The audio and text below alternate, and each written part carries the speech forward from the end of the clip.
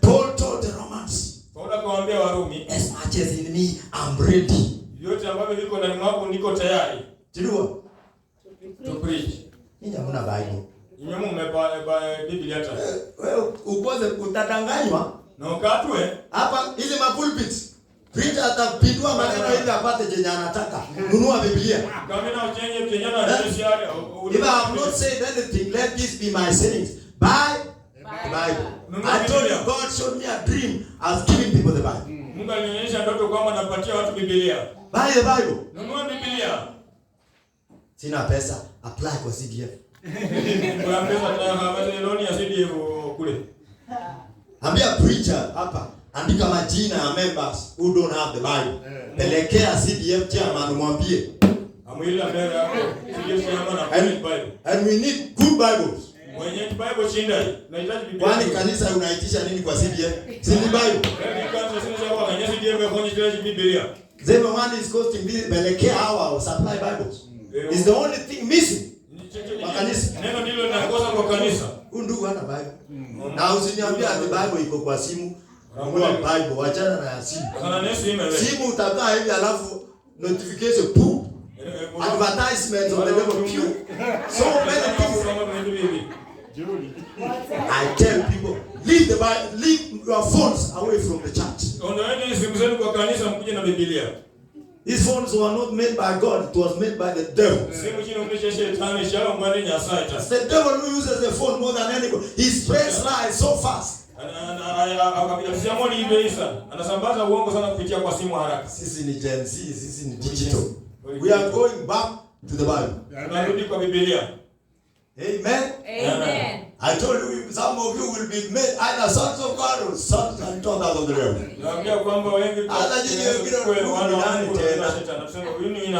Hii ni wale walisemekana watakuja. Walikuja kitambo. Waongo. The devil came first. But now the Son of God is coming to deliver you from the powers of the devil. Bible. Next time you call me here, Joyce, make sure they have Bibles. Ukienda kwa jirani na kuna Bible na atumii, mwambie simlete hii jembe. Ndio. Ama mliwacha nyumbani Bible? Iko mahali na imejaa vumbi huko, enda utoe. Read the words of Paul. He says, as much as in me is, I'm ready to preach. Anasema kwamba na matendo ya kuhubiri injili ya Kristo. I'm ready to preach. Niko tayari kuhubiri injili. The gospel. Injili. To you. Ninahubiri injili kwako. That are abroad also. Ambayo pia nimeleta. The gospel is what I came to share with you. Injili ndiyo nilikuja kushiriki nawe. Paul says, I'm not ashamed. Let's read verse 16. I'm not ashamed of the gospel of Christ. Paulo anasema katika mstari wa 16 mlango wa kwanza wa Warumi kwamba mimi sijaibikia injili ya Yesu Kristo. The gospel of Jesus Christ are his words. Injili ya Yesu Kristo ni maneno yake Mungu mwenyewe.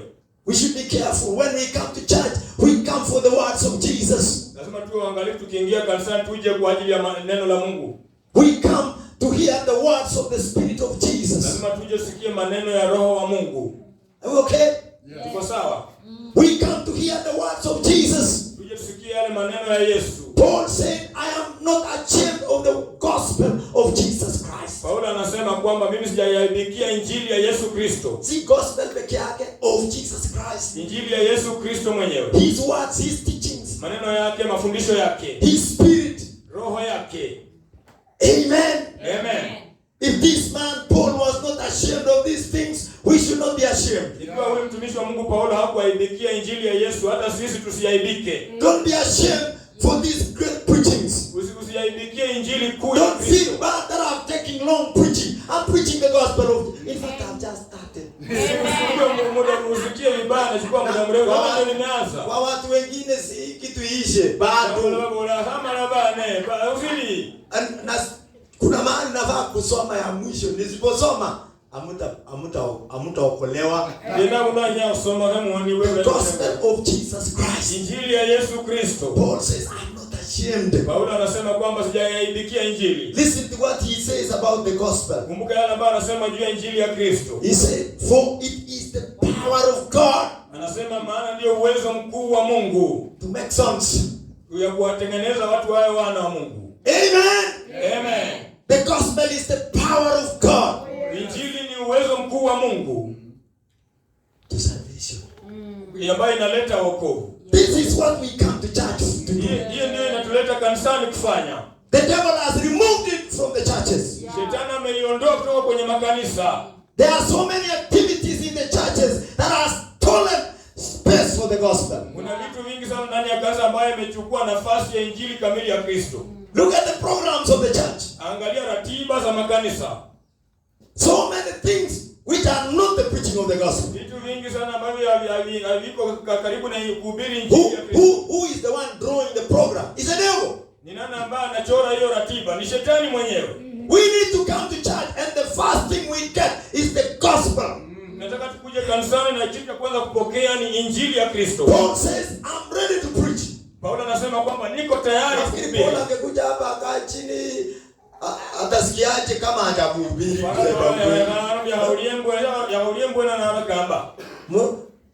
When a man like that comes, wakati mwanaume kama huyo anakuja, let him walk straight to the preaching of the gospel. Acha atembea ukuje pale mbele au bila. Open the door and usher him to the pulpit. Akuje tu hapa mbele au bila. Let him preach. Wacha hubiri. One day this man was preaching and they were listening at the upper room. You remember? Walikuwa wakihubiri na wakisikia kule kwenye gorofa. One man fell who was sitting at the window. Hata viti haikuwa inatoshea, mpira akakaa kwa dirisha akaanguka. Huyo kijana akaanguka chini kutoka kule kwa dirisha akaanguka chini. But Paul didn't stop preaching. He finished preaching fast and then went and raised him from the dead. Paulo hakumuinua kutoka kwa mauti kwanza. What was being preached? Umejiuliza nini ambapo Paulo alikuwa anahubiri? Or you think they were dancing? Unafikiria walibasi na ango msimu? They were listening to the man who makes sons. Walikuwa wanamsikiza mwanaume ambaye anafanya watu wawe wana wa Mungu. Words of his mouth, maneno ya kinywa chake, make sons. Inawatengeneza wana. He made Timothy. Alimtengeneza Timotheo. He made the many you are reading. Aquila and they were sons of God. Wote walikuwa wana wa Mungu. The devil could not touch them. Shetani hangewaguza. Because they received the words which is called the gospel of Jesus Christ. Kwa maana walipokea yale maneno ambayo yanaitwa injili ya Yesu Kristo. Which is the power of God. Ambayo ni uwezo mkuu wa Mungu. All these other things are not mentioned in the Bible, but the gospel is the power of God unto salvation. Lakini injili ya Kristo ni nguvu za Mungu zinazoleta wokovu. Not to everybody, to them that believe. Sio kwa kila mtu, lakini kwa wale tu ambao wanaamini. The gospel is the power of God. Injili ni nguvu zake Mungu. And you know what the gospel is? Unajua injili ni nini? Words of Jesus. Maneno yake Yesu Kristo. When a man comes like I've come. Wakati mwanaume anakuja kama vile amekuja. If I come here talking about our workplace, those are my words. Kuja kuongea juu vile nafanya kazi pale, hiyo ni maneno yangu. If I talk about where I came from, those are my words. Kuja juu pale ambapo nimetoka, ni maneno yangu. That's why I'm avoiding it, because that's not going to make sons of God. Ndio maana naachana hiyo kwa sababu haitafanya watu wawe wana wa Mungu. You come and speak the words of the Spirit of Jesus. Unakuja kuongea maneno ya Roho wa Yesu Kristo. The Spirit of Jesus is here. Roho wa Mungu wa Yesu Kristo hapo hapa. I know the Spirit in me. Najua roho ndani mwangu. I don't have the spirit of a man, I have the Spirit of God. Sina roho ile ya mwanadamu, lakini na roho ya Mungu. Bible says as many as receive, they were meant to become sons of God to preach the gospel. Inasema kwamba wote wale waliompokea walifanywa kuwa wana ili wahubiri injili ya Yesu Kristo. If I was a man, I would be in Kisumu enjoying life. Kama ningekuwa mwanaume ningekuwa kule Kisumu nafurahia maisha. Nikikula starehe, nikikula pesa zangu. Ndio pesa gani? You go and preach the gospel. Unaenda kuhubiri injili. You make friends with Joyce. Unafanya urafiki na Pastor Joyce. I was reading in the morning, Jesus said to a church in the book of Revelation, I know your work. Yesu aliambia kanisa katika kitabu cha Ufunuo kwamba na chapter 3 of the book of Revelation. Mlango wa 3 wa kitabu cha Ufunuo. Siwache siku moja nikuja hapa tuchambue Revelation. Hiyo kitabu have the spirit of that book. Tuangalie Ufunuo, nina roho ya hiyo kitabu. The book of Revelation. Nilimeza iko hapa ndani. Hapo nayo yote. You receive the spirit, you receive the Bible. Utapokea roho, unapokea Biblia. Jesus said, I know your work. Yesu akasema najua kazi yenu. Even when you don't have strength. Hata wakati hamna nguvu. But I know what you can do. Lakini najua kile ambacho mnaweza fanya. You can bring me sons. Mnaweza niletea. You can make sons. Mnaweza fanya wana. Amen. Amen. And it said, there are those who say they are Jews and they are not. Na akasema kwamba kuna watu wanasema wao ni Wayahudi lakini sio. Now are Jews are Christians. Kuna wale wanasema ni Wakristo na Biblia inasema si Wakristo.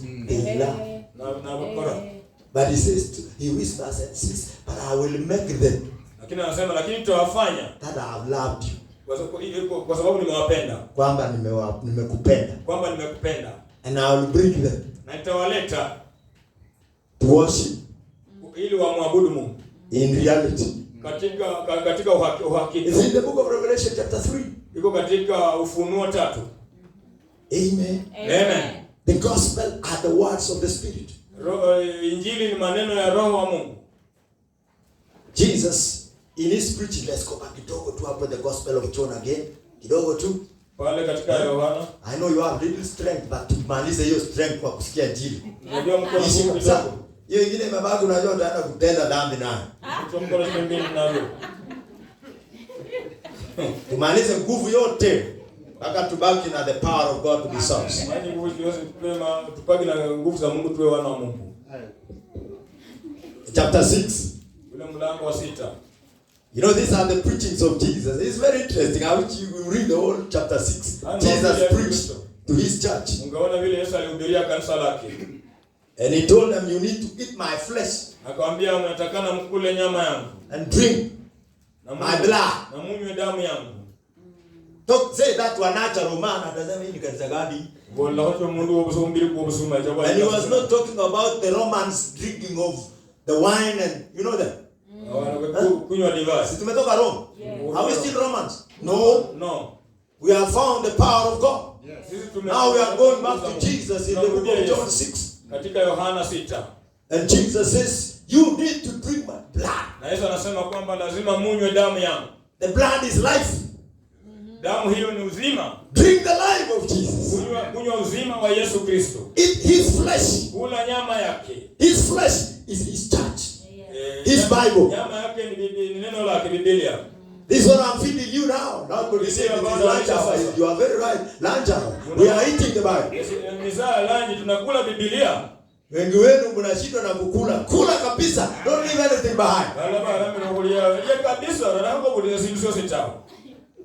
Amen. Amen. Some could not eat. Wengine hawangekula. And I don't want to read them. Verse 60. Ule mstari wa 60. Many therefore of his disciples. Najua na watu wa kanisa. Na hii ni kanisa ya Yesu. Ni kanisa ya Yesu. Sisi kama wahubiri tunasoma tunasema kama Yesu mwenyewe. Yesu mwenyewe. Na saa hii Yesu mwenye ako ndani yetu. Atapigana na hii spirit ya kutoenda kanisa namna gani? Amen. Jesus, many therefore of his disciples when they heard this. Basi so wanasikiza. Wengi wanafunzi wako waliposikia. I like them because they were listening. Walisikia msikii. Na wapenda kwa sababu walisikia nyinyi msikii. They heard this. Walisikia maneno haya. Heard this. Walisikia haya and they say. Na wakasema. Nasema nini kwa yeye? Wanakwenda mwenyewe. This is a hard saying. Hii ni fundisho gumu sana. Nani anayeweza kulisikiza? This is Jesus I want. Huyu ndiye Yesu ambaye hata akifunza vitu ngumu aje bora ni yeye. Nani yake ile mtu mbona anasikia ni Yesu? Who told you he is coming to teach easy things? Nani alikwambia Yesu atafundisha mafundisho rahisi? I want him to teach. Nataka afundishe. You think the things which make sense of God are easy things? Unafikiria mambo ambayo alifanya watu wakawa wana Mungu ni mafundisho rahisi? They say this is a hard saying. Hawa wanapenda magumu. Vitu hivi. Anje bindu vyo karangisha kiwa. But I tell you brethren. Kinaambia wapendwa, bora ni nani? Yesu. Bora ni Yesu. Ni Yesu cha. Bora ni